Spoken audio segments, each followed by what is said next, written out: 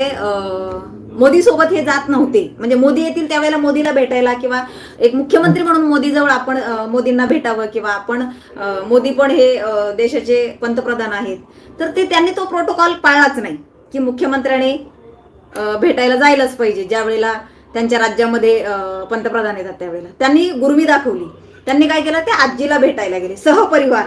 ज्यावेळेला मोदी साहेब महाराष्ट्रात आले होते आणि कुठल्या याचं ओपनिंग करायला आले होते, मला वाटतं काहीतरी मेट्रोचं होतं आणि मेट्रोला नाव पण बाळासाहेबांचंच दिलेलं होतं. तरी सुद्धा हा माणूस गेला नाही तिथं जळकुट्या. सांगा ना, म्हणजे ह्या अशा चुकीच्या गोष्टी हा माणूस करत गेला त्या शरद पवारचा ऐकून. आणि आज काय झालं तुम्ही बघत असाल, आज झिरोवर येऊन थांबलाय. हेच कारण आहे उद्धव ठाकरेचं संपण्याचं. गुरमी, बिनअक्कलपणा, अकलीचा आणि त्याचा कुठं भागच नाहीये. आणि या सगळ्या गोष्टींमुळं हे सगळं काही आज झिरोवर येऊन